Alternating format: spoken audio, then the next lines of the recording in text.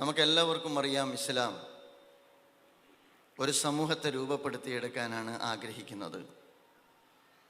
മഹാനായ പ്രവാചകൻ റസൂലുള്ളാഹി സ്വല്ലല്ലാഹു അലൈഹി വസല്ലം 23 വർഷക്കാലം കൊണ്ട് ലോകത്ത് തുല്യതയില്ലാത്ത ഒരു സമൂഹത്തെയാണ് പ്രവാചകൻ സ്വല്ലല്ലാഹു അലൈഹി വസല്ലം രൂപപ്പെടുത്തിയെടുത്തത്. അങ്ങനെ ഒരു നവസമൂഹത്തെ രൂപപ്പെടുത്തിയെടുക്കുന്നിടത്ത് ഏറ്റവും പ്രധാനപ്പെട്ട ഘടകം, ഒരു സൊസൈറ്റിയുടെ ഏറ്റവും പ്രാഥമികമായ യൂണിറ്റ് കുടുംബമാണ് എന്നത് നമുക്കറിയാവുന്ന കാര്യമാണ്. അതുകൊണ്ട് തന്നെ ഒരു നവസമൂഹ രൂപീകരണത്തിൻ്റെ മുമ്പാകെ കുടുംബം എന്ന് പറയുന്ന സുന്ദരമായ ആശയത്തെ തന്നെ തകർത്ത് കളയുന്ന ഒരു നാഗരിക ക്രമത്തിലാണ് നമ്മൾ ജീവിച്ചു കൊണ്ടിരിക്കുന്നത്. ആഗോളതലത്തിൽ അത്തരത്തിലുള്ള ദർശനങ്ങളും ആശയങ്ങളും സാമൂഹ്യ രംഗത്ത് ശൈഥില്യം സൃഷ്ടിച്ചുകൊണ്ടിരിക്കുന്ന ഒരു കാലത്താണ് നമ്മൾ ജീവിച്ചു കൊണ്ടിരിക്കുന്നത്.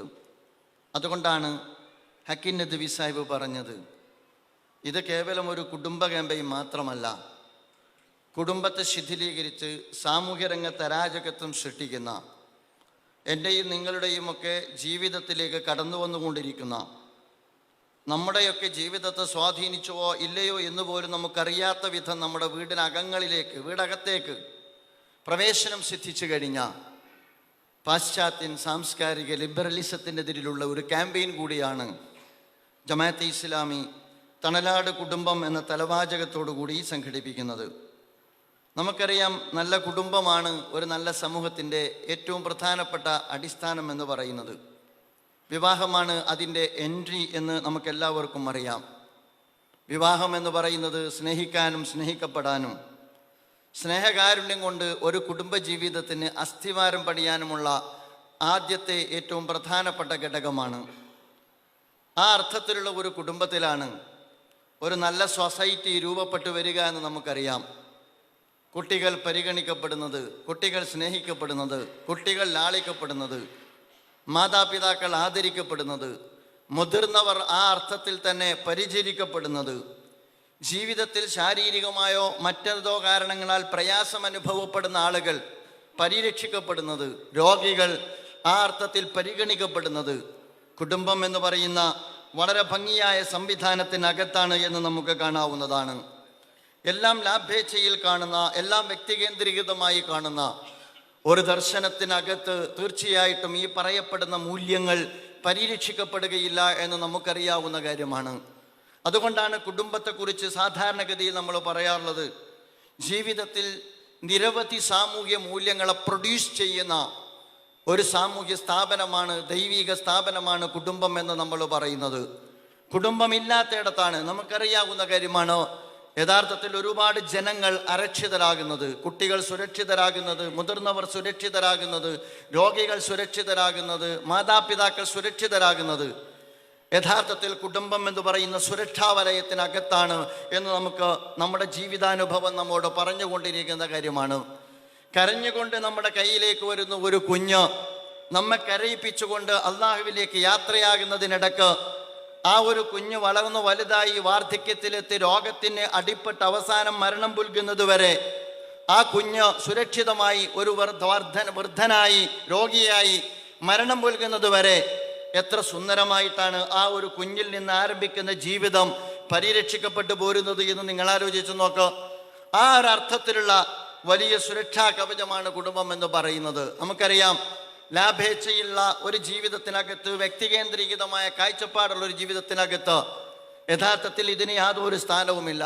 ഞാൻ ഈയിടെ വായിച്ചു, ഒരു ഭിന്നശേഷിക്കാരനെ കുറിച്ച് ഈ ഒരു കാലഘട്ടത്തിൽ സാധാരണഗതിയിൽ ജീവിതം വ്യക്തികേന്ദ്രീകൃതമാവുകയും ലാഭേച്ഛയിൽ അധിഷ്ഠിതമാവുകയും ചെയ്താൽ ഒരു ഭിന്നശേഷിക്കാരനെ കുറിച്ചുള്ള വിധി എന്താണെന്ന് ചോദിച്ചാൽ യാതൊരു അർത്ഥസംഖ്യക്കിടമില്ലാത്ത വിധം പറയുന്നു, ആ ഭിന്നശേഷിക്കാരനെ വധിച്ചു കളയണം എന്നുള്ളതാണ്. കാരണം എന്തിനാണ് ഒരു ഭിന്നശേഷിക്കാരനെ നോക്കുന്നത് എന്ന്. ഇവിടെയാണ് നമ്മൾ കുടുംബത്തിൻ്റെ പ്രാധാന്യം മനസ്സിലാക്കാൻ കഴിയുക. ഞാൻ ഓർത്തു പോകുന്നത്, മരണപ്പെട്ട സിനിമാ സംവിധായകനും നടനുമായിരുന്ന സിദ്ദീഖ്, അദ്ദേഹത്തിന് ജീവിതത്തിൽ മൂല്യങ്ങളുള്ള ഒരു മനുഷ്യൻ കൂടിയായിരുന്നു. അദ്ദേഹത്തിന് ഭിന്നശേഷിയുള്ളൊരു കുഞ്ഞുണ്ടായിരുന്നു. അദ്ദേഹം പറയാറുണ്ട്, ഞാൻ എപ്പോഴും ഏത് സൈറ്റിൽ വന്നാലും ഞാൻ വിളിക്കാറുള്ളത് എൻ്റെ ഈ മോളെയാണ്, അവളുടെ വിവരങ്ങളാണ് ഞാൻ ആരായാറുള്ളത്. എന്നിട്ട് അദ്ദേഹം ഇതുപോലെയുള്ള ഭിന്നശേഷിക്കാരുള്ള ഒരുപാട് കുട്ടികളുള്ള ഒരു കുടുംബത്തെ അദ്ദേഹം ഒരു അഭിമുഖീകരിക്കുന്ന ഘട്ടത്തിൽ അദ്ദേഹം പറഞ്ഞു, നിങ്ങൾ എന്തിനാണ് വിഷമിക്കുന്നത്? ഇത്തരത്തിലുള്ള കുട്ടികളെ ദൈവം കൊടുക്കുക ഏറ്റവും നോക്കുന്ന മാതാപിതാക്കൾക്കാണ്. ഇങ്ങനെയുള്ള കുട്ടികളെ ദൈവം കൊടുക്കുക ഏറ്റവും നോക്കുന്ന മാതാപിതാക്കൾക്കാണ്. അപ്പോൾ എൻ്റെ വീട്ടിൽ എനിക്കൊരു കുഞ്ഞ് പിറക്കുമ്പോൾ ആ കുഞ്ഞ് ഒരുപാട് പരിമിതികളോടുകൂടിയും അംഗവൈകല്യത്തോടും കൂടിയാണെങ്കിലും എനിക്കെൻ്റെ നാഥനോടുള്ള കടപ്പാട് തീർക്കാനുള്ള എൻ്റെ സ്വർഗത്തിലേക്കുള്ള വഴിയാണെന്ന് പറഞ്ഞ് ആ കുഞ്ഞ് ജീവിക്കുകയല്ല, കുഞ്ഞിന് വേണ്ടി ജീവിക്കുന്ന ഒരുപാട് ഉമ്മമാരെ നമുക്ക് കാണാവുന്നതാണ്. ഞാൻ പറയുക, അത്തരത്തിലുള്ള ഉമ്മമാരെ കാണാൻ പാടില്ലാത്ത ഒരു സംസ്കാരമാണ് ആധുനിക കാലഘട്ടത്തിൽ, ഈ പുതിയ കാലഘട്ടത്തിൽ കുടുംബത്തെക്കുറിച്ചും സമൂഹത്തെക്കുറിച്ചും ലാഭേച്ഛയിൽ അധിഷ്ഠിതമായ വ്യക്തികേന്ദ്രീകൃതമായ ഈ കാലഘട്ടത്തിലെ സുഖഭോഗതൃഷ്ണയിൽ അധിഷ്ഠിതമായ സാംസ്കാരിക ലിബറലിസം മുന്നോട്ട് വെക്കുന്നത് എന്ന് നമുക്ക് കാണാവുന്നതാണ്. അതുകൊണ്ടാണ് കുടുംബത്തിൽ ഉമ്മയുണ്ടാകുന്നത്, ഉപ്പയുണ്ടാകുന്നത്, സഹോദരി ഉണ്ടാകുന്നത്, സഹോദരനുണ്ടാകുന്നത്. ഉമ്മയില്ലാത്ത ജീവിതത്തെക്കുറിച്ച് നിങ്ങൾക്ക് ആലോചിക്കാവുന്നതാണ്. ഉപ്പയില്ലാത്ത ജീവിതത്തെക്കുറിച്ച് നമുക്ക് ചിന്തിക്കാവുന്നതാണ്. ഉമ്മയും ഉപ്പയും സഹോദരനും സഹോദരിയും അമ്മാവനുമെല്ലാം അടങ്ങുന്ന നമ്മുടെ ജീവിതത്തിൻ്റെ സന്തോഷകരമായ മുഹൂർത്തങ്ങൾ നമ്മെ സംബന്ധിച്ചിടത്തോളം രൂപപ്പെടുത്തി എടുക്കുന്നത് നമ്മുടെ കുടുംബത്തിലൂടെയാണ്. കൽപ്പറ്റ നാരായണ മാഷ് അദ്ദേഹം ഉമ്മയെക്കുറിച്ച് പറയുന്നുണ്ട്, അമ്മ മരിച്ചപ്പോൾ ആശ്വാസമായി. ഇനി എനിക്ക് അത്തായ പട്ടിണി കിടക്കാം, ആരും സ്വൈരം കെടുത്തില്ല. ഇനി എനിക്ക് ഉണങ്ങിപ്പാറും വരെ വരത്തുവർത്തണ്ട, ആരും ഏവിടർത്തി നോക്കില്ല. ഇനി എനിക്ക് കിണറിൻ്റെ ആൾമറയിലിരുന്ന് ഉറക്കം തൂങ്ങിക്കൊണ്ട് പുസ്തകം വായിക്കാം, പാഞ്ഞെത്തുന്ന ഒരു നിലവിളി എന്നെ ഞെട്ടിച്ചുണർത്തില്ല. ഇനി എനിക്ക് എത്തിയേടത്തുറങ്ങാം, ഞാൻ എത്തിയാൽ മാത്രം കെടുന്ന വിളക്കുള്ള വീട് ഇന്നലെ കെട്ടു എന്ന് മരണത്തെക്കുറിച്ച്, അമ്മയുടെ മരണത്തെക്കുറിച്ച് കൽപ്പറ്റ നാരായണ മാഷ് പറയുന്നുണ്ട്. ഉമ്മ എന്ന് പറയുന്നത്, അമ്മ എന്ന് പറയുന്നത് ആ അർത്ഥത്തിൽ ഉയർന്ന ഒരു സങ്കല്പമാണ്. നമുക്ക് ഒരുപക്ഷെ ഭൂമി ലോകത്ത് അല്ലാഹുവും റസൂലും കഴിഞ്ഞാൽ വബിൽ വാലിദൈനി ഇഹ്സാന എന്ന് വിശുദ്ധ ഖുർആൻ വളരെ ഭംഗിയായി വിശുദ്ധ ഖുർആനിൽ പരാമർശിക്കുന്ന ഇടങ്ങളിലെല്ലാം മൂന്നാമത്തെ സ്ഥാനത്ത് ഇത് പരാമർശിക്കുന്നതിൻ്റെ അടിസ്ഥാനവും അതാണ്. അപ്പൊ ആ ഒരർത്ഥത്തിൽ ഉമ്മയില്ലാതാകുന്നത് എവിടെയാണെന്ന് ചോദിച്ചാൽ ഞാൻ പറയുക, ഈ പടിഞ്ഞാറിൻ്റെ ലിബറൽ സംസ്കാരത്തിനകത്താണ്. ഉമ്മയുണ്ടാകുന്നത് എവിടെയാണെന്ന് ചോദിച്ചാൽ ഈ പറയപ്പെട്ട ഇസ്ലാമിക മൂല്യങ്ങളുടെ അടിസ്ഥാനത്തിൽ കെട്ടിപ്പടുക്കുന്ന കുടുംബ സംവിധാനത്തിനകത്താണ്. സമാനമായ കഥ നമ്മൾ പലപ്പോഴും പറയാറുണ്ട്. വൈക്കം മുഹമ്മദ് ബഷീറിനെ കുറിച്ച് സ്വാതന്ത്ര്യ സമരത്തിന്റെ ഭാഗമായിട്ടോ മറ്റോ പിടികൂടപ്പെട്ട് കണ്ണൂരിലെ ജയിലിൽ നിന്ന് വിമോചനമാക്കപ്പെട്ട് കണ്ണൂരിൽ നിന്ന് ട്രെയിന് കയറിയിട്ട് വൈക്കം മുഹമ്മദ് ബഷീർ അദ്ദേഹത്തിന്റെ വീട്ടിലേക്ക് എത്തുന്നുണ്ട്. വൈക്കത്താണ് വീട്, തലയോലപ്പറമ്പാണ് വീട്. അദ്ദേഹം റെയിൽവേ സ്റ്റേഷൻ ഇറങ്ങി ഒരുപാട് നടന്ന് രാത്രി 1 മണിയാകുമ്പോഴാണ് ഏതാണ്ട് വീട്ടിലേക്ക് എത്തുന്നത്. വളരെ വൈകിയാണ് എത്തുന്നത്. അദ്ദേഹം വീട്ടിന്റെ മുമ്പിൽ എത്തുമ്പോൾ ഉപ്പയോട് ചോദിക്കാതെയാണ് അദ്ദേഹം നാട് വിട്ട് കോഴിക്കോട്ടേക്ക് പോയത്. വീട്ടിന് മുമ്പിൽ എത്തുമ്പോൾ അപ്പോഴും വീട്ടിനകത്ത് ഒരു ചെറിയ ഇമ്പിരി വട്ടം അഥവാ ഒരു വിളക്കിന്റെ വട്ടം അദ്ദേഹം കാണുന്നുണ്ട്. അങ്ങനെ അദ്ദേഹം വീടിന്റെ കതക് മുട്ടുന്നുണ്ട്. കതക് മുട്ടുമ്പോൾ ഉമ്മ വന്ന് വാതിൽ തുറക്കുന്നുണ്ട്. ഉപ്പയറിയാതെ വീട്ടിലേക്ക് പ്രവേശിക്കാനാണ് ബഷീർ വന്നത്. ഉമ്മ വന്ന് കയറിയ ഉടനെ തന്നെ ഉമ്മ പറയുന്നുണ്ട്, മോനെ കൈ കഴുകുക എന്നിട്ട് ഭക്ഷണം കഴിക്കുക എന്ന്. ഉമ്മയോട് മകൻ ചോദിക്കുന്നുണ്ട്, ബഷീർ ചോദിക്കുന്നുണ്ട്, ഉമ്മ നിങ്ങൾ എങ്ങനെയാണ് ഞാൻ ഇന്ന് ഇവിടെ എത്തുമെന്ന് നിങ്ങൾ എങ്ങനെയാണ് മനസ്സിലാക്കിയത്? ആ ഘട്ടത്തിൽ ഉമ്മ പറയുന്നുണ്ട്, മോനെ നിനക്ക് വേണ്ടി എന്നും ഉമ്മ ഭക്ഷണം കരുതി വെച്ച് കാത്തിരിക്കാറുണ്ട് എന്ന്. ഞാൻ പറഞ്ഞു വരുന്നത് ഈ മൂല്യത്തെ നമുക്ക് ആധുനികമായ കാഴ്ചപ്പാടിൽ, ലാഭേച്ഛയിൽ അധിഷ്ഠിതമായ കാഴ്ചപ്പാടിൽ, അവനവന്റെ സുഖഭോഗ തൃഷ്ണയിൽ അധിഷ്ഠിതമായ ഒരു കാഴ്ചപ്പാടിൽ നമുക്ക് അളന്നു തിട്ടപ്പെടുത്തുക സാധ്യമല്ല എന്നുള്ളതാണ്. ഇങ്ങനെയുള്ള, അതുകൊണ്ടാണ് വിശുദ്ധ ഖുർആൻ കുടുംബത്തെക്കുറിച്ച് വമിൻ ആയാതിഹി അൻ ഖലഖലകും മിൻ അൻഫുസികും അസ്വാജ എന്ന് പറഞ്ഞുകൊണ്ട് കുടുംബജീവിതത്തെക്കുറിച്ച് ആയത്ത് എന്ന് വിശുദ്ധ ഖുർആൻ പറഞ്ഞത് അതൊരു ദൃഷ്ടാന്തമാണ്. നമുക്ക് മെറ്റീരിയലിസ്റ്റിക്കായ ഒരു ചട്ടക്കൂടിനകത്ത് നിന്നുകൊണ്ട് വായിക്കുവാനും വിലയിരുത്താനും കഴിയാത്ത അമൂല്യമായ ദൈവികമായ അനുഗ്രഹത്തിന്റെ ഉറവിടമാണ് യഥാർത്ഥത്തിൽ കുടുംബം എന്ന് പറയുന്നത്. ആ കുടുംബത്തിന്റെ ആഴം, ആ ഉമ്മയുടെ സ്നേഹം, ആ ഉപ്പയുടെ പരിഗണന, ആ സഹോദരന്റെ കാവൽ നമ്മെ സംബന്ധിച്ചിടത്തോളം നമ്മുടെ ഈ കാലഘട്ടത്തിൽ എല്ലാം സ്വാർത്ഥതയിൽ അധിഷ്ഠിതമായി നാം രൂപപ്പെടുത്തിക്കൊണ്ടിരിക്കുന്ന കാലഘട്ടത്തിൽ നമുക്ക് അളന്നു തിട്ടപ്പെടുത്തുക സാധ്യമല്ല. ഇങ്ങനെയുള്ള ഒരു സമൂഹത്തിനകത്ത് സുരക്ഷ തീർക്കുന്ന, സാമൂഹ്യ നന്മ വളർത്തുന്ന, വാല്യൂസിനെ സംഭാവന ചെയ്യുന്ന ദൈവികമായ സംവിധാനത്തെ തകർത്തുകൊണ്ടുള്ള അപകടകരമായ ഒരു സാംസ്കാരിക ലിബറലിസത്തിന്റെ വഴിയിലാണ് ഈ കാലഘട്ടത്തിലുള്ള ജനത മുന്നോട്ട് പോയിക്കൊണ്ടിരിക്കുന്നത്. ഈ കുടുംബത്തെ നിരാകരിക്കുന്ന പാശ്ചാത്യ ലിബറലിസത്തോടു കൂടിയുള്ള ആശയ സമരമാണ് തണലാണ് കുടുംബം എന്ന തലവാചകത്തോടുകൂടി ജമാഅത്തെ ഇസ്ലാമി നിർവഹിക്കാൻ ആഗ്രഹിക്കുന്നത്. കേവലം ഭോഗാസക്തമായ ഒരു സമൂഹത്തെ, വ്യക്തികേന്ദ്രീകൃതമായ ജീവിത കാഴ്ചപ്പാട് വെച്ചു പുലർത്തുന്ന ഒരു സമൂഹത്തെ നേരിടുക എന്നുള്ളത് തന്നെയാണ്, അതിനെ മറികടക്കുക എന്നുള്ളത് തന്നെയാണ്. വിശുദ്ധ ഖുർആൻ പറഞ്ഞല്ലോ, യഥാർത്ഥത്തിൽ ജീവിതം എന്ന് പറഞ്ഞാൽ യഥാർത്ഥത്തിൽ ആ ജീവിതം ആസ്വദിച്ച് തീർക്കാനുള്ളതാണ് എന്ന് ചിന്തിക്കുന്ന ഒരു കാഴ്ചപ്പാട്, ജാഹിലിയ്യത്തിന്റെ കാഴ്ചപ്പാട്. ഈ കാഴ്ചപ്പാട് മനുഷ്യ സമൂഹത്തിന് നൽകിയിരിക്കുന്ന ഒരുപാട് അപകടകരമായ ദുരന്ത ഫലങ്ങളുണ്ട്. ആ ഫലങ്ങളെ വിലയിരുത്തുവാൻ ഈ കാലഘട്ടം സന്നദ്ധമാകേണ്ടതാണ്. മലയാളി സമൂഹത്തിനകത്തും ഇന്ന് പാശ്ചാത്യ ലിബറലിസത്തിന്റെ സ്വാധീനമുണ്ട്, സമൂഹത്തിലുണ്ട്, സമുദായത്തിലുണ്ട്. നമ്മൾ അറിയാതെ നമ്മുടെ വളർന്നു വരുന്ന കുട്ടികളുടെയും ജീവിതത്തെ അത് സ്വാധീനിച്ചു കൊണ്ടിരിക്കുന്നുണ്ട്. അതുകൊണ്ട് തന്നെ ഇത്തരമൊരു കാലഘട്ടത്തിൽ നമ്മൾ ഇത്തരം ആശയങ്ങൾ, കാഴ്ചപ്പാടുകൾ വെച്ചു പുലർത്തിയ സമൂഹത്തിന്റെ പരിണിതിയെക്കുറിച്ച്, അവർ അനുഭവിച്ച പ്രതിസന്ധിയെക്കുറിച്ച് ഈ കാലഘട്ടത്തിൽ നിന്ന്, ചരിത്രത്തിൽ നിന്ന് വായിച്ചെടുക്കുവാൻ നമുക്ക് സാധിക്കേണ്ടതാണ്. കുടുംബം നിരാകരിച്ച ഒരു സമൂഹത്തിനകത്ത് രൂപപ്പെട്ടത് അച്ഛനില്ലാത്ത മക്കളാണ്. ഞാൻ അങ്ങനെ തന്നെയാണ് പറയുക. നമുക്കറിയാം, ഫാദർലെസ് അമേരിക്ക എന്ന് പറയുന്ന ഒരു പുസ്തകം തന്നെ പരിചയപ്പെടുത്തപ്പെടുന്നുണ്ട്. എന്തുകൊണ്ട് എന്ന് ചോദിച്ചാൽ, ജീവിതം സുഖഭോഗ തൃഷ്ണയിൽ അധിഷ്ഠിതമായി ആവോളം ആസ്വദിക്കാനും അനുഭവിക്കാനുമുള്ളതാണ് എന്നും മറ്റെല്ലാ സാമൂഹ്യ ബാധ്യതകളും കടപ്പാടുകളും പരിഗണിക്കേണ്ടതില്ല എന്നും പഠിപ്പിക്കപ്പെട്ട ഒരു സമൂഹം ആസ്വാദനത്തിന്റെ വഴിയെ നിയന്ത്രണങ്ങളില്ലാതെ അവർ ജീവിതത്തെ ആസ്വദിച്ചതിന്റെ പരിണിതിയാണ് യഥാർത്ഥത്തിൽ ഇന്ന് പല പാശ്ചാത്യ നാടുകളിലും നമ്മൾ കണ്ടുകൊണ്ടിരിക്കുന്നത്. ആരാണ് അനാഥൻ എന്ന് ചോദിച്ചാൽ നമ്മൾ എന്താണ് പറയുക? അച്ഛൻ മരിച്ചവൻ, ഉപ്പ മരിച്ചവൻ, അല്ലെങ്കിൽ ഉമ്മ മരിച്ചവൻ എന്നതാണ് അനാഥനെ കുറിച്ച് നമുക്ക് പറയാനുള്ള നിർവചനം എന്ന് പറയുന്നത്. പക്ഷേ ഈ കാലഘട്ടത്തിൽ അത്തരം രാജ്യങ്ങളിൽ ആരാണ് അനാഥൻ എന്ന് ചോദിച്ചാൽ, ചൂണ്ടിക്കാണിക്കാൻ ഒരു ഉപ്പയില്ലാത്ത, ചൂണ്ടിക്കാണിക്കാൻ ഒരു അച്ഛനില്ലാത്ത ഒരു വലിയ ജാരസന്തതികളുടെ ഒരു സാമൂഹ്യ ക്രമം രൂപപ്പെട്ടു വരുന്നത് നിങ്ങൾ ആലോചിച്ചു നോക്കുക. അത്തരത്തിൽ നിരവധി സന്താനങ്ങളുള്ള ഒരുപാട് രാജ്യങ്ങൾ നമ്മുടെ ലോകത്തുണ്ട് എന്ന് നമ്മൾ മനസ്സിലാക്കണം. യുവാക്കളില്ലാത്ത ഒരു സമൂഹം, വൃദ്ധ സമൂഹമായി മാറുന്ന ഒരു ജനത, അതുപോലെ തന്നെ ജനസംഖ്യ ക്രമാതീതമായി കുറയുന്ന ഒരു സാഹചര്യം. ഇത്തരം ഒരു സാഹചര്യത്തിലാണ് യഥാർത്ഥത്തിൽ കുടുംബത്തെക്കുറിച്ച് നമുക്ക് സംസാരിക്കേണ്ടതായിട്ട് വരുന്നത്. മലയാളികളും ആ വഴിയെ തന്നെ സഞ്ചരിക്കുന്നു എന്നുള്ളതാണ് ഈ കാലഘട്ടത്തിന്റെ ഏറ്റവും വലിയ അപകടകരമായ പ്രവണത എന്ന് പറയുന്നത്. ഞാൻ പറയുന്നത് അമേരിക്കയുടെ കാര്യമല്ല, അല്ലെങ്കിൽ ഫ്രാൻസിന്റെ കാര്യമല്ല. ഞാൻ പറയുന്നത് കൊടുങ്ങല്ലൂരിത്തെ കാര്യമാണ്. ഞാൻ പറയുന്നത് തൃശ്ശൂരിലെ കാര്യമാണ്. ഞാൻ സംസാരിക്കുന്നത് യഥാർത്ഥത്തിൽ മുസ്ലിം കമ്മ്യൂണിറ്റിക്ക് അകത്ത് തന്നെ നമ്മൾ ശ്രദ്ധിക്കേണ്ടുന്ന കാര്യമാണ്. ജെൻഡർ ന്യൂട്രലായ ഒരു സൊസൈറ്റിയെ സൃഷ്ടിക്കാനാണ് ഈ സമൂഹവും ഈ രാജ്യത്തെ ഭരണ സംവിധാനങ്ങളും ഒക്കെ ശ്രമിച്ചുകൊണ്ടേയിരിക്കുന്നത്. ജെൻഡർ ഈക്വാലിറ്റിയെ കുറിച്ചാണ് ആളുകൾ അവകാശവാദങ്ങൾ ഉന്നയിച്ചു കൊണ്ടിരിക്കുന്നത്. ജെൻഡർ എന്ന് പറയുന്നത് നമുക്കകത്ത് ഇന്ന് വലിയ സംവാദ വിഷയമാണ് എന്ന് നിങ്ങൾക്കറിയാം.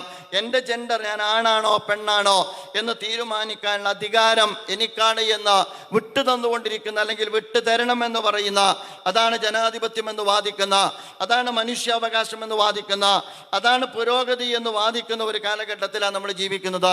എൻ്റെ മുമ്പിൽ സ്ത്രീകളും കുട്ടികളും എല്ലാം ഉണ്ട്. നമ്മുടെ ഒരു രീതിയുണ്ട്.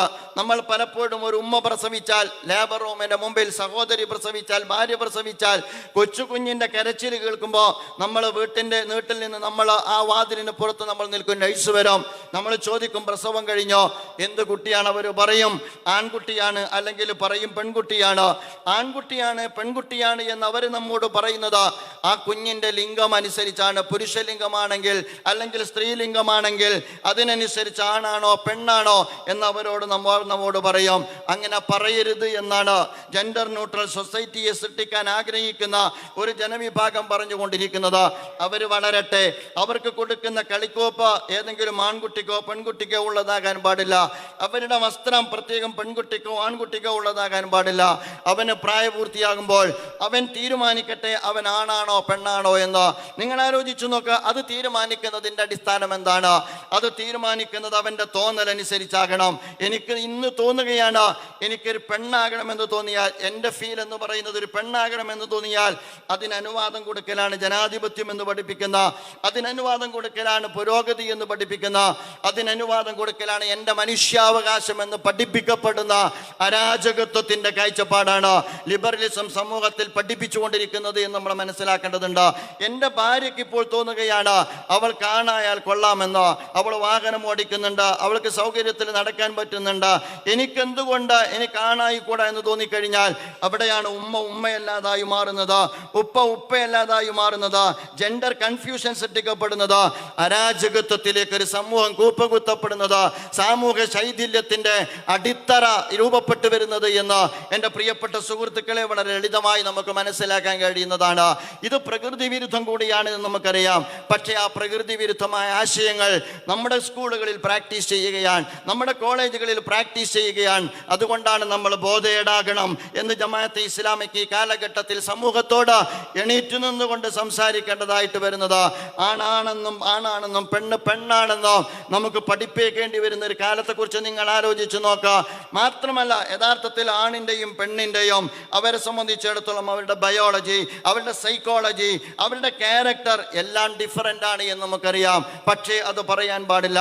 അതുകൊണ്ട് ജെൻഡർ ന്യൂട്രൽ സൊസൈറ്റിയെ സൃഷ്ടിക്കുന്ന ഒരു സാമൂഹ്യ ക്രമം നമ്മുടെ സ്കൂളുകളിൽ അതാണ്. ജെൻഡർ ന്യൂട്രലായ എഡ്യൂക്കേഷൻ സിസ്റ്റത്തെ നമ്മൾ വിയോജിച്ചപ്പോൾ മറ്റു പല സ്വഭാവത്തിലും ഇന്ന് ആ അർത്ഥത്തിൽ കുട്ടികളെ വളർത്തിയെടുക്കുവാനുള്ള അസൈൻമെന്റുകളിലാണ് സ്കൂളുകളിൽ കുട്ടികൾക്ക് കൊടുത്തുകൊണ്ടിരിക്കുന്നത് എന്ന് നമുക്ക് കാണാവുന്നതാണ്. ഒരുതരം ലിബറൽ ലൈഫ് നമ്മുടെ സമൂഹത്തിനകത്ത് വളർത്തിക്കൊണ്ടിരിക്കുന്നു എന്നാണ് ഈ പറയുന്നതിനർത്ഥം. മാത്രമല്ല, നമുക്കകത്തുനിന്ന് കോളേജുകളിൽ നിന്ന് പ്രോത്സാഹിപ്പിക്കുന്നത് ജെൻഡർ ന്യൂട്രൽ ടോയ്ലറ്റ് അഥവാ ഈ നിങ്ങൾക്ക് യൂണിസെക്സ് ടോയ്ലറ്റ് എന്ന് പറയുന്നത് വരെ പ്രോത്സാഹിപ്പിക്കപ്പെടുന്ന ഒരു കാലം നമ്മൾ ജീവിക്കുന്നത്.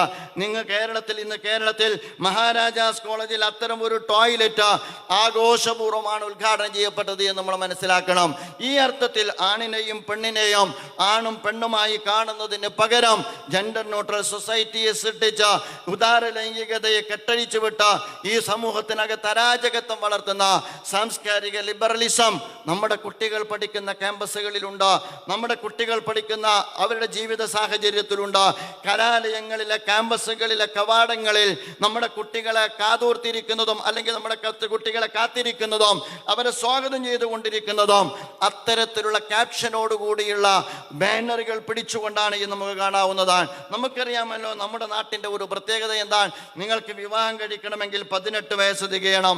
അതേസമയം നമുക്ക് വിവാഹമല്ല, നേരെ മറിച്ച് ലിവിൻ ടുഗദർ ആണെങ്കിലോ അതെങ്ങനെയും ആകാമെന്ന് തീരുമാനിച്ച ഒരു സാമൂഹ്യ ക്രമത്തിലാണ് നമ്മൾ ജീവിച്ചു കൊണ്ടിരിക്കുന്നത്.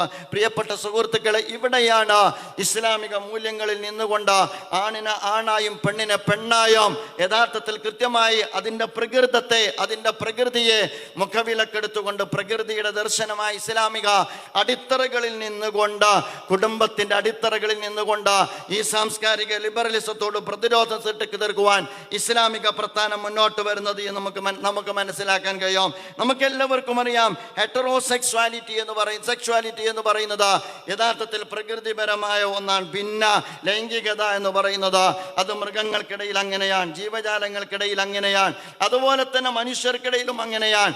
അപ്പോൾ ഈ പറയുന്ന ഹെറ്ററോസെക്സ്വാലിറ്റി എന്ന് പറയുന്നത് മറ്റെല്ലാ ജീവജാലങ്ങൾക്കിടയിലും ഇഴജന്തുക്കൾക്കിടയിലും പറവകൾക്കിടയിലും അവർ വളരെ ഭംഗിയായി പ്രാക്ടീസ് ചെയ്തുകൊണ്ടിരിക്കുകയാണ്. ബുദ്ധിയുണ്ടെന്ന് പറയുന്ന മനുഷ്യൻ ഇന്ന് ഹോമോസെക്സ്വാലിറ്റിയെ സമൂഹത്തിനകത്ത് പ്രചരിപ്പിച്ചു കൊണ്ടിരിക്കുന്നത് എന്ന് നമുക്ക് മനസ്സിലാക്കാൻ കഴിയും. ഇത്തരം ഒരു സാഹചര്യത്തിലാണ് ഈ കാലഘട്ടത്തിൽ ഇസ്ലാമിക അടിത്തറകളിൽ നിന്നുകൊണ്ട് ലൈംഗിക അരാജകത്വത്തിൽ അധിഷ്ഠിതമായ ഈ സംവിധാനത്തെ ചോദ്യം ചെയ്യുവാൻ നാം സന്നദ്ധമാകേണ്ടതായിട്ട് വരുന്നത്. സ്വന്തം കാര്യമെന്ന് അതുപോലെ തന്നെ സ്വന്തം സുഖമെന്ന് യഥാർത്ഥത്തിൽ നമ്മുടെ പാരൻസ് തീരുമാനിച്ചാൽ ഈ കാഴ്ചപ്പാടിൻ്റെ അടിവേരറുക്കപ്പെടുന്ന ഒരു കാര്യമല്ലേ അത് എന്ന് നമുക്ക് ആലോചിച്ചാൽ മനസ്സിലാക്കാവുന്നതാണ്. അതുകൊണ്ടാണ് ഇസ്ലാമിൻ്റെ വെളിച്ചത്തിൽ നിന്നുകൊണ്ട് കുടുംബത്തെക്കുറിച്ച് സംസാരിക്കാൻ ജമാഅത്തെ ഇസ്ലാമി തീരുമാനിച്ചത്. അത്തരം ആശയപരമായ അടിത്തറ ഇസ്ലാമിനുണ്ട് എന്ന് നമുക്ക് കാണാൻ കഴിയും. ഈക്വാലിറ്റിയെ കുറിച്ചല്ല നമ്മൾ പറയുന്നത്. ജെൻഡർ ഈക്വാലിറ്റി എന്ന് പറയുന്നത് യഥാർത്ഥത്തിൽ എല്ലാ അർത്ഥത്തിലും നമുക്ക് അംഗീകരിക്കാവുന്ന ഒന്നല്ല, ഈക്വൽ അല്ല. സ്ത്രീ ചെയ്യുന്ന പല കാര്യങ്ങളും പുരുഷന്മാർക്ക് ചെയ്യാൻ കഴിയാത്ത കാര്യങ്ങളാണ്. പുരുഷന്മാരുമായി ബന്ധപ്പെട്ട് ഫിസിക്കലി ഞാൻ നേരത്തെ പറഞ്ഞു ഡിഫറൻ്റ് ആണ് പല കാര്യങ്ങളിലും. അതുകൊണ്ട് തന്നെ നമ്മൾ പറയുന്നത് ജെൻഡർ ജസ്റ്റിസിനെ കുറിച്ചാണ്. ആ ജെൻഡർ ജസ്റ്റിസിൽ അധിഷ്ഠിതമായ ഒരു സാമൂഹ്യ ജീവിതം, കുടുംബ ജീവിതത്തെ മുന്നിൽ വെച്ചുകൊണ്ടാണ് നാം ഇതിനെ നേരിടേണ്ടത്. അതുകൊണ്ട് എൻ്റെ പ്രിയപ്പെട്ട സുഹൃത്തുക്കളോട് ഞാൻ പറയുക, ഇസ്ലാമിക അടിത്തറകളിലുള്ള കുടുംബജീവിതം എന്ത് എന്നതിനെ കുറിച്ച് വളരെ കൃത്യമായി സമൂഹത്തിന് ജീവിതത്തിലൂടെ ആശയം പകർന്നു കൊടുക്കാൻ നമുക്ക് പറ്റണം. ആശയത്തെ ആശയമായിട്ടല്ല നമ്മുടെ ജീവിതത്തിലൂടെ ആവിഷ്കരിക്കുവാൻ നമുക്ക് സാധിക്കണം. ഞാൻ ഈയിടെയായിട്ട് 2 കുട്ടികളുമായി സംസാരിച്ചു. വിവാഹവുമായി ബന്ധപ്പെട്ട് ഒരു നിലക്കും വിവാഹത്തിന് സന്നദ്ധമാകാത്ത കുട്ടിയോടാണ് സംസാരിച്ചത്.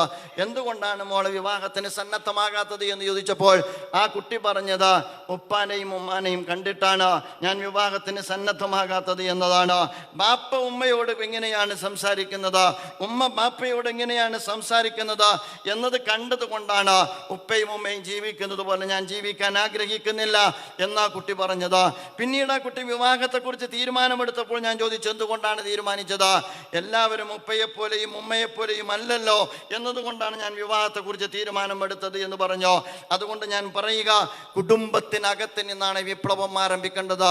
എൻ്റെ കുടുംബത്തിനകത്ത് വളർന്നു വന്നുകൊണ്ടിരിക്കുന്ന എൻ്റെ കുട്ടികൾക്ക് വൈവാഹിക ജീവിതത്തിൻ്റെ സുന്ദരമായ മുഹൂർത്തങ്ങളെ, അതുപോലെ തന്നെ സ്നേഹത്തിൻ്റെയും കാരുണ്യത്തിൻ്റെയും പരിഗണനയുടെയും പരിചരണത്തിൻ്റെയും ചേർത്ത് നിർത്തലിൻ്റെയും എല്ലാം ഏറ്റവും നല്ല ഉയർന്ന മൂല്യങ്ങളെ എൻ്റെ കുട്ടികൾക്ക് എൻ്റെ കുടുംബത്തിൽ നിന്ന്, എൻ്റെ ഭാര്യയുടെയും എൻ്റെയും ജീവിതത്തിൽ നിന്ന് പകർന്നു കൊടുക്കാൻ നമുക്ക് സാധിക്കേണ്ടതാണ്. നമുക്കെല്ലാവർക്കും അറിയാം, വിവാഹം വേണ്ട എന്ന് പറയുന്ന പ്രവണത, അതുപോലെ തന്നെ ലൈറ്റ് മാരേജ് എന്ന് പറയുന്നത്, അതുപോലെ തന്നെ പ്രസവിക്കേണ്ടതില്ല എന്ന് തീരുമാനിക്കുന്നത് എല്ലാം കുടുംബജീവിതത്തെ കുറിച്ച് തെറ്റായി നടത്തപ്പെട്ട പൊതുബോധം ഒരു പ്രധാനപ്പെട്ട ഘടകമാണ്. രണ്ടാമത്, പലപ്പോഴും അവർ ഈ വീട്ടിനകത്ത് കുടുംബത്തിനകത്ത് അവർ അനുഭവിക്കുന്ന പ്രശ്നങ്ങളും അതിൻ്റെ കാരണമാണ്. അതുകൊണ്ട് എൻ്റെ പ്രിയപ്പെട്ട രക്ഷിതാക്കളോട് ഞാൻ പറയുക, അള്ളാഹുവിൻ്റെ റസൂലായിരിക്കണം നമ്മുടെ മാതൃക. ഞാൻ എൻ്റെ ഭാര്യയുമായിട്ട് വഖലഖ്നാകും അസ്വാജ, നിങ്ങൾ ഇണകളായിട്ടാണ് സൃഷ്ടിക്കപ്പെട്ടത് എന്നതല്ലേ വിശുദ്ധ ഖുർആൻ നമ്മെക്കുറിച്ച് പറഞ്ഞത്. ഇതിനേക്കാൾ സുന്ദരമായ ഒരു പ്രയോഗം എങ്ങനെയാണ് വിശുദ്ധ ഖുർആൻ നടത്തുക? ഇണകളായിട്ടാണ് സൃഷ്ടിക്കപ്പെട്ടത്, സ്നേഹം കൊണ്ടാണ്, കാരുണ്യം കൊണ്ടാണ്. വജഅല ബൈനകും മവദ്ദതൻ വറഹ്മ, സ്നേഹത്തെക്കുറിച്ചും കാരുണ്യത്തെക്കുറിച്ചുമാണ് മറ്റൊരിടത്ത് വിശുദ്ധ ഖുർആൻ പറഞ്ഞത്. ഏകമുഖത്തോടു കൂടിയല്ല, കൂടിയാലോചനയുടെയും അതുപോലെ തന്നെ കൂട്ടുത്തരവാദിത്വത്തിൻ്റെയും തലത്തിലാണ്, സ്നേഹിക്കലിൻ്റെയും സ്നേഹിക്കപ്പെടലിൻ്റെയും തലത്തിലാണ് യഥാർത്ഥത്തിൽ കുടുംബജീവിതത്തെ കാണേണ്ടത്. പലപ്പോഴും ചില ദമ്പതിമാർ അവർ തമ്മിലുള്ള സ്നേഹം പോലും പ്രകടിപ്പിക്കണ്ട എന്ന് തീരുമാനിക്കും. അങ്ങനെയല്ല, എൻ്റെ മക്കൾക്ക് ഞാനും എൻ്റെ ഭാര്യയും തമ്മിലുള്ള ബന്ധം തന്നെയാണ് അവർ അവരുടെ ഭാവി ജീവിതത്തെ കരുപ്പിടിപ്പിക്കുന്നിടത്ത് അവരുടെ ആദ്യത്തെ അനുഭവം എന്ന് നമ്മൾ മനസ്സിലാക്കേണ്ടതാണ്. അതുകൊണ്ട് ആ സൂക്ഷ്മത ജീവിതത്തിൽ കുടുംബജീവിതത്തെ ആവിഷ്കരിക്കുന്നിടത്ത് നമ്മിൽ നിന്ന് തന്നെ തുടങ്ങേണ്ടതാണ്. മഹാനായ പ്രവാചകൻ റസൂലുള്ളാഹി സ്വല്ലല്ലാഹു അലൈഹി വസല്ലം എങ്ങനെയാണ് പ്രവാചകന്റെ പ്രിയപത്നിമാരോട് ഇടപെട്ടിട്ടുണ്ടായിരുന്നത്, എങ്ങനെയാണ് അവരുമായി എൻഗേജ് ചെയ്തിട്ടുണ്ടായിരുന്നത്, എത്രമാത്രമാണ് പ്രവാചകൻ സ്വല്ലല്ലാഹു അലൈഹി വസല്ലം അവർക്ക് സമയം കൊടുത്തിട്ടുണ്ടായിരുന്നത് എന്നിത്യാദി കാര്യങ്ങളിലെല്ലാം നമുക്ക് നല്ല ധാരണയുണ്ടാകണം. ഒരു പാരമ്പര്യത്തിൻ്റെ അടിത്തറയിൽ നിന്നുകൊണ്ട്, നമ്മൾ തുടർന്നു വന്ന ആചാരാനുഷ്ഠാനങ്ങളിൽ മാത്രം നിന്നുകൊണ്ട്, നമ്മുടെ വീട്ടിനകത്തൊരു ഏകമുഖത്തോടു കൂടിയുള്ള ഏതോ അർത്ഥത്തിൽ ഒട്ടും ജനാധിപത്യപരമല്ലാത്ത, അതുപോലെ തന്നെ ഒട്ടും ആശയവിനിമയം ചെയ്യപ്പെടാത്ത കുടുംബ സംസ്കാരത്തിനകത്ത് നിന്നുകൊണ്ട് പുതിയ കാലഘട്ടത്തെ നമുക്ക് അഭിമുഖീകരിക്കുക സാധ്യമല്ല. പ്രവാചകനിലേക്ക് നമ്മൾ മടങ്ങണം, പ്രവാചക ജീവിതത്തിലേക്ക് നമ്മൾ മടങ്ങണം, പ്രവാചക അധ്യാപനങ്ങളിലേക്ക് നമ്മൾ മടങ്ങണം. നമ്മുടെ ഭാര്യമാട് പ്രവാചകൻ റസൂലുള്ളാഹി സ്വല്ലല്ലാഹു അലൈഹി വസല്ലം പറഞ്ഞില്ലേ, യഥാർത്ഥത്തിൽ ഖിയാറുക്കും നിസാഇഹിം, നിങ്ങളിൽ ഏറ്റവും നല്ലവർ നിങ്ങളുടെ ഭാര്യമാരോട് നന്നായി വർത്തിക്കുന്നവരാണ്. അപ്പോൾ ഞാൻ പറഞ്ഞു, ആ അർത്ഥത്തിൽ കുടുംബത്തെ സംബന്ധിച്ചിടത്തോളം പരസ്പരം ഇണകളായി ജീവിക്കണം. കുടുംബനാഥൻ എന്ന ഉത്തരവാദിത്വം യഥാർത്ഥത്തിൽ പുരുഷനുള്ളതാണ്. ആ ഉത്തരവാദിത്വ ബോധത്തോടുകൂടി പുരുഷൻ തൻ്റെ കാര്യങ്ങൾ നിർവഹിക്കുവാൻ പുരുഷന് സാധിക്കേണ്ടതാണ്. ഈഗോ എവിടെയാണോ ആരംഭിക്കുന്നത്, ഞാൻ പറയുക, യഥാർത്ഥത്തിൽ ഈഗോ ആരംഭിക്കുന്നിടത്താണ് കുടുംബത്തിൻ്റെ തകർച്ച തുടങ്ങുന്നത്. എവിടെയാണോ വിട്ടുവീഴ്ച പരസ്പരം ഉണ്ടാകുന്നത്, അവിടെയാണ് കുടുംബം യഥാർത്ഥത്തിൽ തളിർത്തു വരുന്നത് എന്ന് നമുക്ക് കാണാവുന്നതാണ്. ആ ഒരർത്ഥത്തിൽ കുടുംബത്തെ രൂപപ്പെടുത്തിയെടുക്കുവാൻ പ്രിയമുള്ള സുഹൃത്തുക്കളെ നമുക്ക് സാധിക്കേണ്ടതുണ്ട്. അതുകൊണ്ട് തീരുന്നുണ്ടോ? ഇല്ല. നമ്മുടെ മക്കളുമായി ബന്ധപ്പെട്ട കാര്യം, നമ്മുടെ വീടിനകത്ത് എത്രമാത്രം സന്തോഷകരമാണ് നമ്മുടെ കുട്ടികൾ, അവരെത്രമാത്രം അക്കമഡേറ്റ് ചെയ്യപ്പെടുന്നുണ്ടോ, നമ്മുടെ മക്കൾക്ക് കൊടുക്കാനുള്ള അവകാശങ്ങൾ നമുക്ക് കൊടുക്കാൻ കഴിയാറുണ്ടോ എന്നതെല്ലാം പ്രധാനപ്പെട്ട കാര്യമാണ്. പുതിയൊരു കാലഘട്ടത്തിൽ നമ്മുടെ മക്കളാണ് ഏറ്റവും കൂടുതൽ DGMന്റെ വെളിച്ചത്തിൽ ഉറഞ്ഞുതുള്ളുന്ന ഒരു പുതിയ തലമുറ. അത് ടൂറാണെങ്കിലും അങ്ങനെയാണ്, ഇവന്റുകളാണെങ്കിലും അങ്ങനെയാണ്, ആഘോഷങ്ങളാണെങ്കിലും അങ്ങനെയാണ്, വിവാഹമാണെങ്കിലും അങ്ങനെയാണ്. അങ്ങനെയുള്ള ഒരു കുട്ടികൾക്ക് നമ്മൾ എപ്പോഴാണ് അനുഭവപ്പെടാറുള്ളത്? ഞാൻ പറയുക, പലപ്പോഴും മക്കൾക്ക് മാതാപിതാക്കൾ അനുഭവപ്പെടാത്ത സാഹചര്യമുണ്ട്. അവർക്കുമുണ്ടല്ലോ ഒരു ഹക്ക്. ആ ഹക്ക് നമ്മൾ കൊടുത്തിട്ടില്ല എങ്കിൽ, ഇന്ന് നിങ്ങൾ മനസ്സിലാക്കണം, പ്രാഥമിക വിദ്യാഭ്യാസ സ്ഥാപനങ്ങളിൽ വരെ പഠിക്കുന്ന കുട്ടി അവൻ SSLC മുമ്പാകുന്നതിന് മുമ്പ്, അവൻ ഡിഗ്രി പഠിക്കുന്നതിന് മുമ്പ് അവൻ്റെ കയ്യിൽ MDM എത്തുന്ന ഒരു കാലത്താണ് നമ്മൾ ജീവിക്കുന്നത്. മയക്കുമരുന്നിൻ്റെ ലോകത്തേക്ക് നമ്മുടെ കുട്ടികൾ എടുത്തെറിയപ്പെടുന്ന ഒരു കാലത്താണ് നമ്മൾ ജീവിക്കുന്നത്. അതുകൊണ്ട് കുട്ടികളെയും സ്നേഹിക്കണം. സ്നേഹിക്കുന്നിടത്ത് നമ്മൾ ശ്രദ്ധിക്കേണ്ടത്, അവരെ സ്നേഹിക്കുന്നു എന്ന് നമുക്ക് മാത്രം തോന്നിയാൽ പോരാ, അവരെ സ്നേഹിക്കുന്നു എന്ന് അവർക്ക് പ്രകടമാണ്. റസൂലുള്ളാഹി സ്വല്ലല്ലാഹു അലൈഹി വസല്ലം തൻ്റെ പേരക്കുട്ടികളെ പിടിച്ചിട്ട് ചുടുചുംബനം കൊടുക്കുമ്പോൾ അദ്ദേഹത്തോട് ഒരു സഹാബി പറയുന്നുണ്ടല്ലോ, അള്ളാഹുവിൻ്റെ റസൂൽ, കുട്ടികളെ ഉമ്മ വെക്കുകയാണോ ചുംബിക്കുകയാണോ എന്ന് ചോദിക്കുമ്പോൾ അള്ളാഹുവിൻ്റെ റസൂൽ പറയുന്നുണ്ട്, തനിക്ക് അള്ളാഹു സുബ്ഹാനഹു വ തആല കാരുണ്യം തന്നിട്ടില്ലെങ്കിൽ ഞാൻ എന്ത് ചെയ്യാനാണ്? നമ്മളൊക്കെ ആലോചിക്കേണ്ട കാര്യമാണ്. നമ്മൾ എപ്പോഴെങ്കിലും നമ്മുടെ കുട്ടികളെ കേട്ടുകൊടുക്കാറുണ്ടോ? നമ്മളവരെ വാരിപ്പുണരാറുണ്ടോ? അവർ വിജയിച്ചു വരുമ്പോൾ അവരുടെ കൊച്ചു വർത്തമാനങ്ങൾക്ക് നമ്മൾ സമയം കൊടുക്കാറുണ്ടോ? അവരുടെ നെറ്റിത്തടത്തിൽ, അവരുടെ കവിളിൽ നമ്മളെപ്പോഴെങ്കിലും ഒരു ചുംബനം കൊടുത്തിട്ടുണ്ടോ? നമ്മൾ പലപ്പോഴും ശാസനയുടെ സ്വഭാവത്തിൽ മാത്രമല്ല, ലാളനയുടെയും സ്നേഹത്തിൻ്റെയും അതുപോലെ തന്നെ പരിഗണനയുടെയും സ്വഭാവത്തിലും നമ്മുടെ മക്കളെ നമുക്ക് ചേർത്ത് നിർത്താൻ കഴിയണം. നമ്മുടെ വീടിനകത്ത് കൂടിയാലോചനകൾ ഉണ്ടാകണം, കൂട്ടുത്തരവാദിത്വം ഉണ്ടാകണം, വിയോജിക്കാനുള്ള അവസരങ്ങൾ ഉണ്ടാകണം. ആ ഒരർത്ഥത്തിൽ ഞാൻ പറയുക, സാംസ്കാരിക ലിബറലിസത്തോട് നമുക്ക് ആശയപരമായി സംസാരിക്കാൻ കഴിഞ്ഞു എന്ന് പറയാം. പക്ഷേ സാംസ്കാരിക ലിബറലിസത്തെ നമുക്ക് വിയോജിക്കണമെങ്കിൽ നമ്മുടെ വീട്ടിൽ വളർന്നു വരുന്ന കൊച്ചുകുട്ടികൾക്ക് ദീൻ എന്താണ് എന്ന്, കുടുംബം എന്താണ് എന്ന്, സ്നേഹം എന്താണ് എന്ന്, കാരുണ്യം എന്താണ് എന്ന്, ദാമ്പത്യം എന്താണ് എന്ന്, വൈവാഹിക ജീവിതം എത്രമാത്രം സംതൃപ്തകരമാണ് എന്ന്, മവദ്ദത്ത് എന്താണ് എന്ന്, റഹ്മത്ത് എന്താണ് എന്ന്, പ്രണയം എന്താണ് എന്ന് നമ്മുടെ വീട്ടിനകത്ത് നിന്ന് നമ്മുടെ കുടുംബ ജീവിതത്തിലൂടെ നമ്മുടെ കുട്ടികൾക്ക് മനസ്സിലാക്കാനുള്ള അവസരം നമ്മൾ ഒരുക്കണം. അവരത് അനുഭവിക്കണം. വീട് സ്വർഗം പൂക്കുന്ന കുടുംബമായിട്ട് നമ്മുടെ വീട് മാറണം. ആ അർത്ഥത്തിലേക്ക് നമ്മൾ മാറിയിട്ടില്ല എങ്കിൽ തെരുവ് മാറിയിട്ടുണ്ട് എന്ന് നമ്മൾ മനസ്സിലാക്കണം. തെരുവ് മാറിയിട്ടുണ്ട്. തെരുവ് നമ്മുടെ കയ്യിലല്ല. കലാസാഹിത്യ മേഖലകൾ നമ്മൾ ഉദ്ദേശിക്കുന്ന പോലെയല്ല. നമ്മുടെ നാട്ടിലുള്ള പൊതു കൾച്ചർ, ആഘോഷത്തിൻ്റെ ജീവിതം തന്നെ ആഘോഷമാക്കുന്ന ഇവൻറ്റുകളായ ഒരു കാലത്താണ് നമ്മൾ ജീവിക്കുന്നത്. അവിടെ നമ്മൾ ഉദ്ദേശിക്കുന്നത് പോലെയല്ല. അതുകൊണ്ട് ഇത്തരം ഒരു കാലത്താണ് യഥാർത്ഥത്തിൽ നമ്മൾ പറയുന്നത് തണലാണ് കുടുംബം എന്ന്. തണലാണ് കുടുംബം എന്ന് പറയുമ്പോൾ സമൂഹത്തിന് ഇത് പരിഹാസ്യമാകാതിരിക്കണമെങ്കിൽ എൻ്റെ കുടുംബം തണലായി മാറണം. ഞാൻ തണലാണ് കുടുംബം എന്ന് ഞാൻ പ്രസംഗിക്കുമ്പോൾ, എൻ്റെ പ്രഭാഷണം എൻ്റെ മക്കൾ കേൾക്കുമ്പോൾ അവർക്കത് പരിഹാസ്യമായി തോന്നാതിരിക്കണമെങ്കിൽ ഞാനൊരു തണൽ മരമായി ഞാൻ ആ കുടുംബത്തിൽ മാറണം. ഞാൻ ഭാര്യമാരോട് ഖിയാറുക്കും നിസായിയും എന്ന് പറയുമ്പോൾ എൻ്റെ ഭാര്യയെക്കുറിച്ചും ഞാനും തമ്മിലുള്ള വ്യവഹാരത്തെക്കുറിച്ച് അറിയുന്ന എൻ്റെ മക്കൾക്ക് പറയാൻ പറ്റണം അത് ശരിയാണ് എന്ന്. ആ ഒരർത്ഥത്തിൽ ഞാൻ പറയുക അധികാര തർക്കമല്ല, അവകാശ തർക്കമല്ല. ഞാൻ ഈ അടുത്തൊരു വിവാഹത്തിൽ ഡിവോഴ്സ് എന്ന് പറയും, വിവാഹത്തേക്കാൾ കൂടുതൽ നമുക്കറിയാവുന്ന ഹാപ്പിലി ഡിവോഴ്സ് നടന്നുകൊണ്ടിരിക്കുന്ന ഒരു കാലം. ഹാപ്പിലി മാരേജ് അല്ല ഇപ്പോൾ നടക്കുന്നത്, ഹാപ്പിലി ഡിവോഴ്സ് നടന്നുകൊണ്ടിരിക്കുന്ന ഒരു കാലമാണ്. ഞാനൊരു വിവാഹ വിഷയത്തിൽ ഇടപെട്ടപ്പോൾ ഒരു കുട്ടിയോട് ചോദിച്ചു, എന്താ പ്രശ്നം? ഒരു വൈബ് കിട്ടുന്നില്ല. എന്താ വിവാഹം പിരിയാനുള്ള കാര്യം? ഒരു വൈബ് കിട്ടുന്നില്ല. പിന്നെ അതിനപ്പുറത്തേക്ക് എത്ര സംസാരിച്ചിട്ട് എനിക്ക് ആ വൈബ് മനസ്സിലാക്കാൻ പറ്റില്ല. അത് ഏജിൻ്റെ പ്രശ്നമായിരിക്കും. ഞാൻ പറഞ്ഞു വരുന്നത്, വിവാഹം പോലെ ഡിവോഴ്സ് നടന്നുകൊണ്ടേയിരിക്കുന്നു. അതുകൊണ്ട് ഇസ്ലാമിക അടിത്തറകളിൽ നിന്നുകൊണ്ട് കുടുംബത്തിനകത്ത് മതിപ്പും ബഹുമാനവും തോന്നുന്ന, ആദരവ് തോന്നുന്ന, അനുകരണീയമായ എന്ന് പറയുന്നത് നമ്മുടെ ഒരു വർണ്ണനയല്ല. അത് ആക്ച്വലി അതുണ്ടാകണം. അനുകരണീയമായ ജീവിതത്തെ നമ്മുടെ കുട്ടികൾക്ക് വീട്ടിൽ നിന്ന് കിട്ടണം. അതിലൊരു പ്രധാനപ്പെട്ട വില്ലനുണ്ട്. ആ വില്ലൻ എന്ന് പറയുന്നത് ടെക്നോളജിയാണ്. ടെക്നോളജി അതിലെ വില്ലനാണ്. ടെക്നോളജി എന്ന് പറഞ്ഞാൽ നമ്മളെ സംബന്ധിച്ചിടത്തോളം വൈഫില്ലെങ്കിലും വൈഫൈ ഉറപ്പുവരുത്തും. നെറ്റും ഡാറ്റയും അത്യാവശ്യം നമ്മുടെ വീട്ടിലുണ്ടാകും. അതുകൊണ്ട് ഭർത്താവ് ഫോണിലാണ്, ഭാര്യ ഫോണിലാണ്, മക്കൾ ഫോണിലാണ്, എല്ലാവർക്കും ഫോണാണ്. ആശയവിനിമയം നടക്കാറുണ്ടോ? നടക്കാറില്ല. ഒന്നിച്ച് ഭക്ഷണം കഴിക്കാറുണ്ടോ? അതുമില്ല. ഒന്നിച്ച് ഭക്ഷണം കഴിക്കുമ്പോഴും മുഖത്തോട് മുഖം നോക്കാറുണ്ടോ? അതില്ല. ഭക്ഷണത്തിൻ്റെ സ്വാദ് അറിയാറുണ്ടോ? അതില്ല. കാരണം ആ ഘട്ടത്തിലൊക്കെ നമ്മൾ ഏതോ ലോകത്താണ്, ഇൻ്റർനെറ്റിൻ്റെ ലോകത്താണ്. അതുകൊണ്ട് ഭക്ഷണത്തിൻ്റെ പോലും രുചി അറിയാനോ, അറിഞ്ഞിട്ടൊന്ന് ആസ്വദിക്കാനോ, ആസ്വദിച്ചിട്ടൊന്ന് അഭിനന്ദിക്കാനോ പലപ്പോഴും നമ്മൾ വിസ്മരിച്ചു പോകുന്ന ഒരു യാന്ത്രികതയിലേക്ക് നമ്മുടെ ജീവിതം മാറിപ്പോയിട്ടുണ്ട് എന്ന് നമ്മൾ മനസ്സിലാക്കണം. ഞാൻ പറയുക, കുടുംബത്തിനകത്തേക്ക് വരുമ്പോൾ തിരക്ക് പിടിച്ച ജീവിതത്തിലാണ് എങ്കിലും കുടുംബത്തിനകത്തേക്ക് വരുമ്പോൾ അതെല്ലാം മാറ്റിവെച്ച് മക്കൾക്കുള്ള ഹക്ക് മക്കൾക്ക് കൊടുക്കണം, ഭാര്യക്കുള്ള ഹക്ക് ഭാര്യക്ക് കൊടുക്കണം, ഒരുമിച്ച് ആഹാരം കഴിക്കണം. മെസ്സുകാള് പോലെ ആകരുത്. മെസ്സുകാള് പോലെ ഇപ്പോൾ ഒരുമിച്ചാണ് ആഹാരം കഴിക്കുക, ഒന്നിച്ച് ഭക്ഷണം കഴിക്കണം. റസൂലുള്ളാഹി സ്വല്ലല്ലാഹു അലൈഹി വസല്ലം തൻ്റെ കുടുംബത്തോടൊപ്പം ഭക്ഷണം കഴിക്കാറുള്ളത് പോലെ ആ ഒരർത്ഥത്തിൽ നമ്മൾ വലിയൊരു ആശയ സമരത്തിന് നമ്മൾ ഇറങ്ങി പുറപ്പെടുമ്പോൾ ആ ആശയ സമരത്തിൻ്റെ ആവിഷ്കാരം, നമ്മൾ ആഗ്രഹിക്കുന്ന പരിഹാരത്തിൻ്റെ ആവിഷ്കാരത്തിൽ നിന്ന് നമുക്ക് തുടക്കം കുറിക്കാൻ പറ്റണം. പ്രിയമുള്ള സുഹൃത്തുക്കളെ, ഞാൻ അവസാനിപ്പിക്കുകയാണ്. ഒറ്റ കാര്യം കൂടി സൂചിപ്പിക്കാൻ ആഗ്രഹിക്കുന്നത്, ഇത് ഇവിടെ നിലനിൽക്കേണ്ടതല്ല. നമ്മുടെ കാതുകളിൽ, നമ്മുടെ തരങ്ങളിൽ നിന്ന് ഒരുപാട് കാതുകളിലേക്ക് ഈ ആശയം പ്രവഹിക്കണം.